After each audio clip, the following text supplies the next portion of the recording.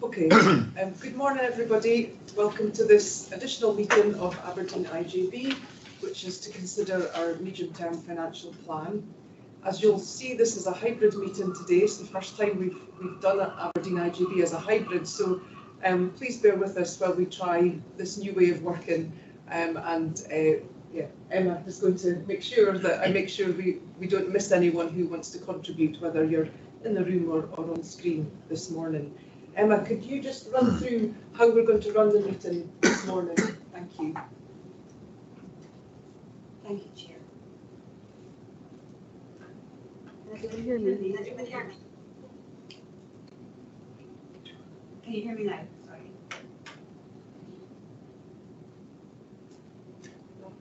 Are people hearing Emma? Yes. Okay. Good morning.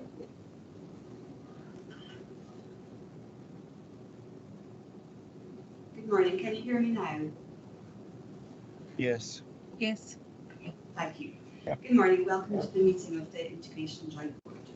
Today's meeting is a hybrid meeting, and we have some people in the Health Village and others participating remotely. The meeting is being recorded and published online after the meeting. Could I ask that all attendees leave their camera on, but switch off their microphone when not speaking, but that both camera and microphone are switched on when you are invited to speak, so that this is picked up on the recording. If you wish to speak, please use the raise hand function or indicate in the meeting chat, and I will alert the chair. I will now do a roll call and will ask that members confirm their attendance when their name is called, so that this is clear in the recording and can also be recorded for the minute. Chair. Okay, will we do roll call for in the room, or are you going to just go around everyone? I'll do the roll call for all members. Okay, right, so I am here. Councillor Duke. Yes, I'm also here. Councillor Allitt. Present. Councillor Gregg. Here. Councillor Tissera. Yeah. Kim Crittenden. Present. June Brown.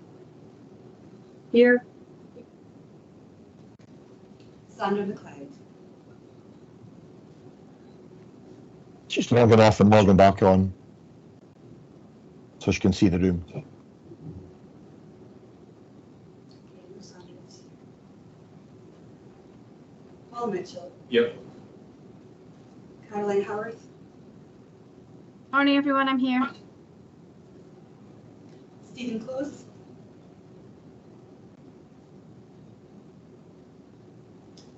Phil Mackey. Good morning, colleagues. Mike Adams.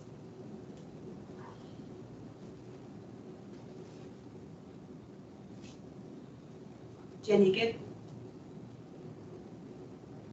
Good morning, everyone. Graham Simpson.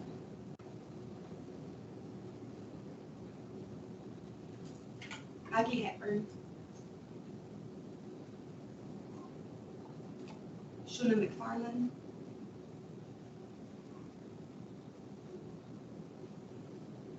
Alison Murray. Here. Alan Chalmers.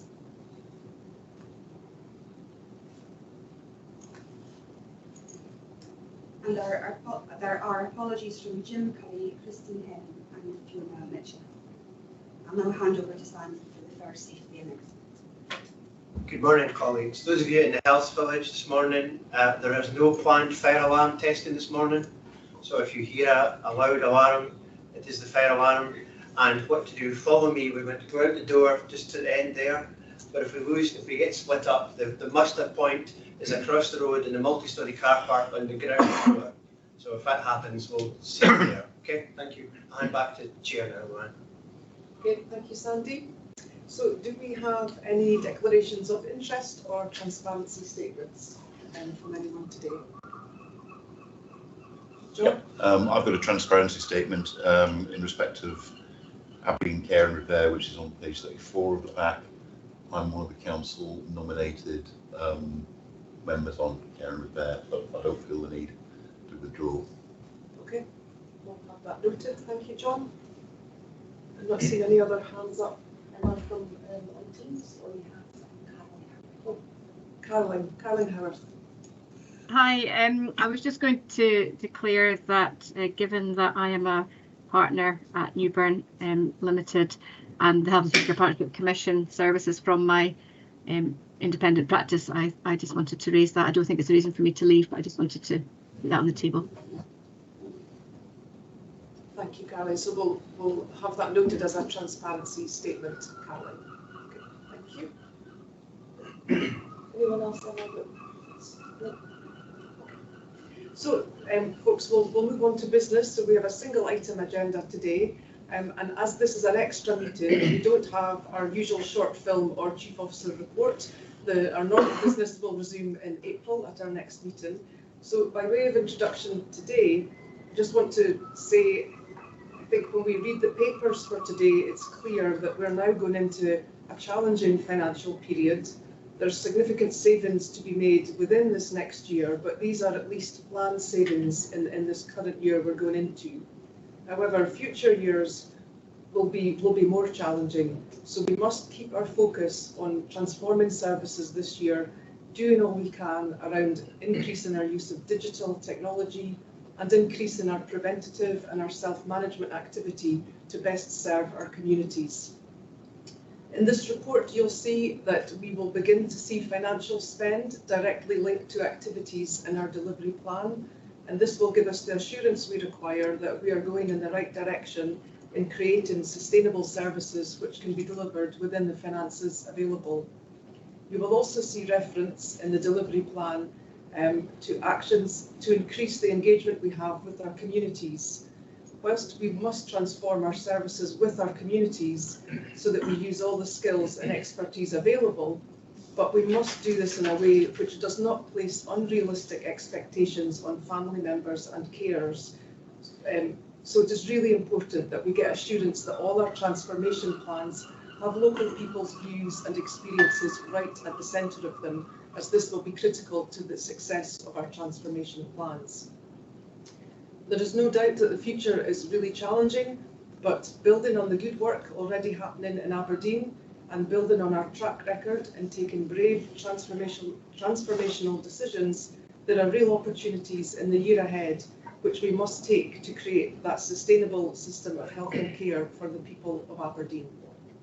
And now on to business. So I'm going to hand over to Paul to talk to the report we have today. Paul. Thank you. The paper we'll have in front of us details the IGB budget for 23-24 and the following 6 years. The IGB is a planned gross annual expenditure budget of 377.7 million, with the emphasis being on planned. This year, for the first time, the delivery plan will be costed with budgets allocated, and this will form part of the quarterly monitoring reports for 23-24 onwards. The headline figures are that we've got budget pressures of 16.5 million.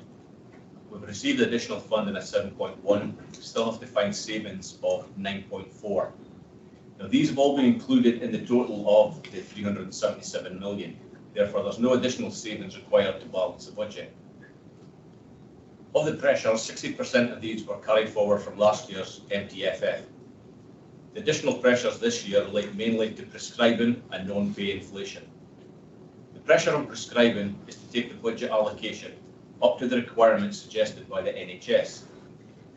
The non-pay inflation line is basically an inflation on all other lines that have not already been included in the MTFF, and this will give us a budget increase of 3% on all third-party payment lines.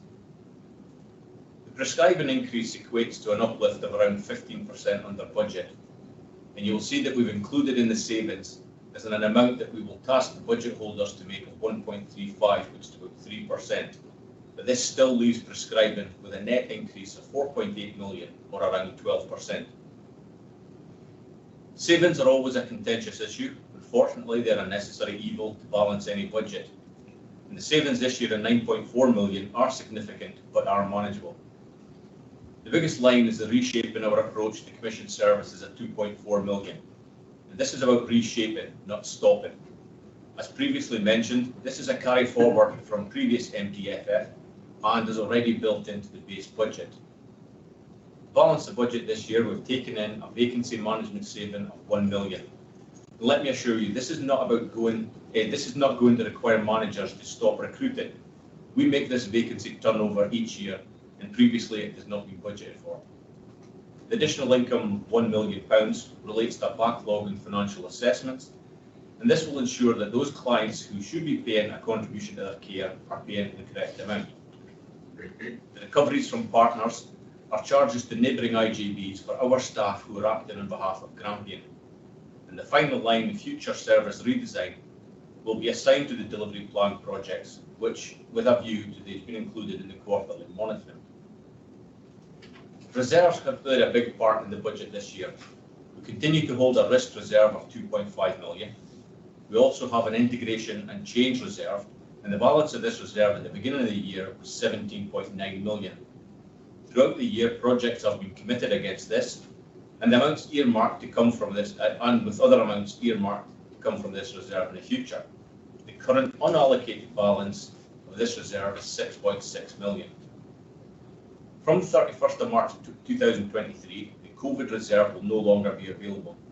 The only expenditure criteria only the expenditure criteria already included in the claims up to the 31st of March 2022 could be funded from this year. Nothing else could have been added.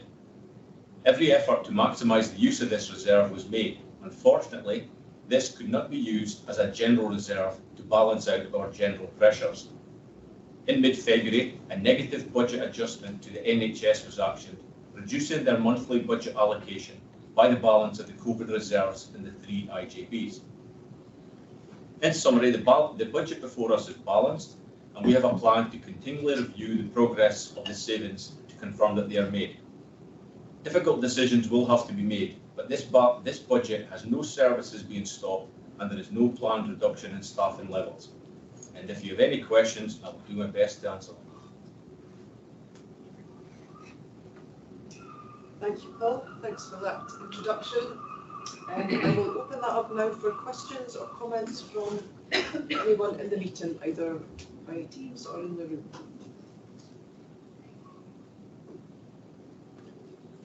John? Yep. Thanks, Paul, and thanks for that explanation.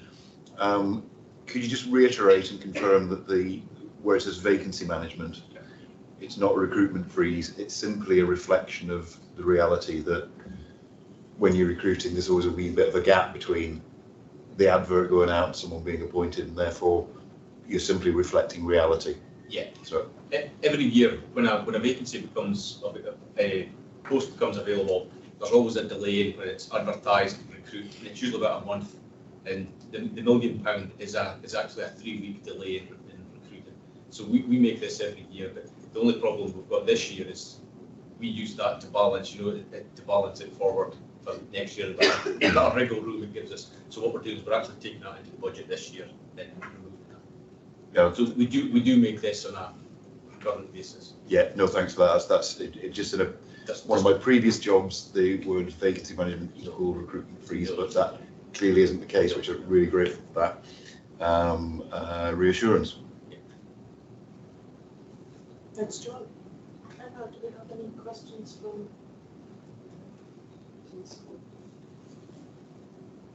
Okay.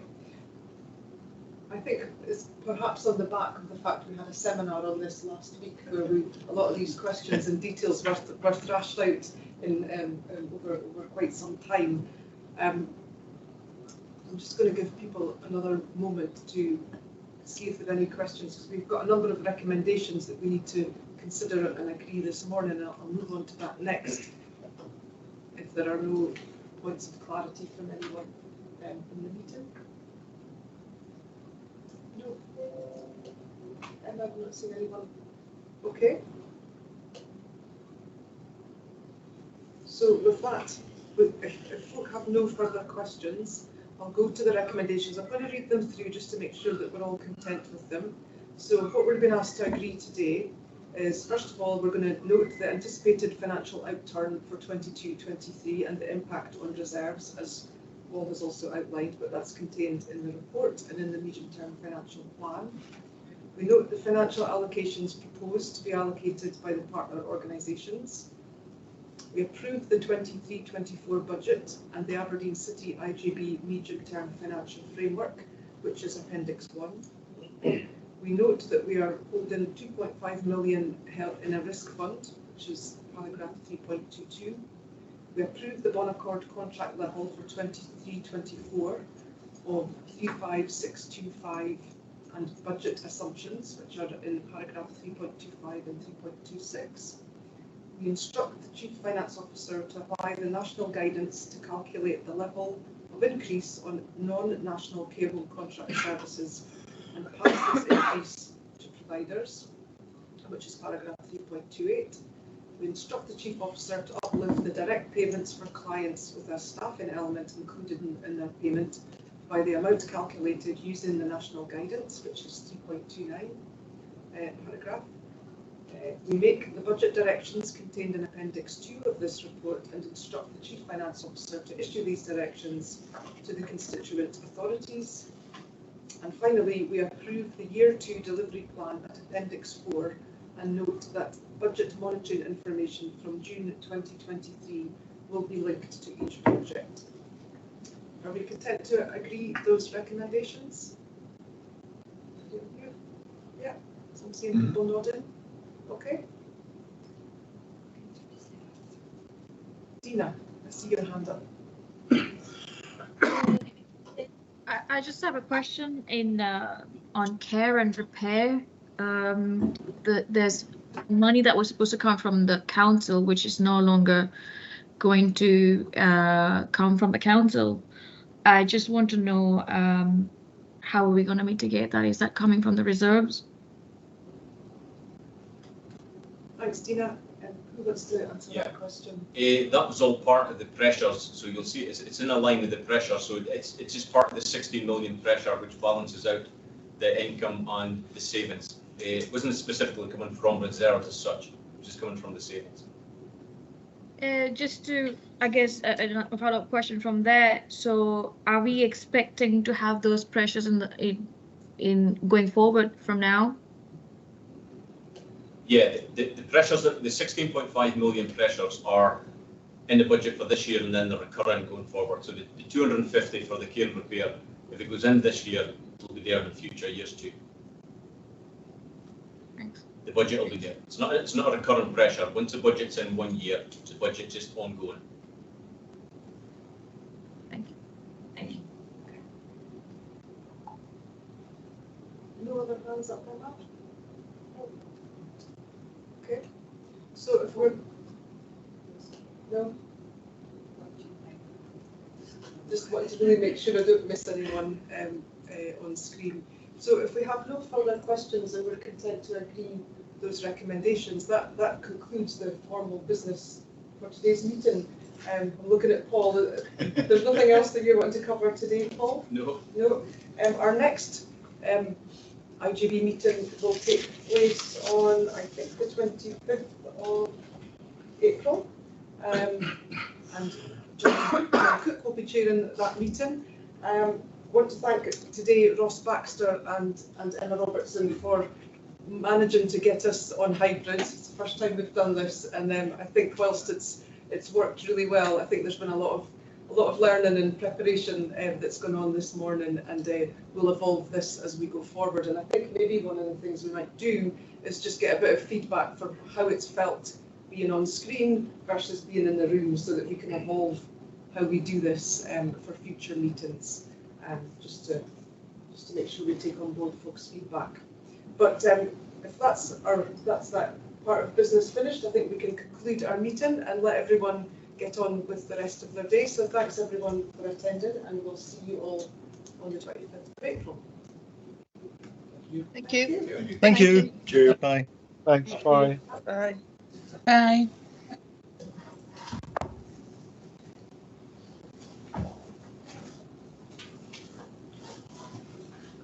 Thank you.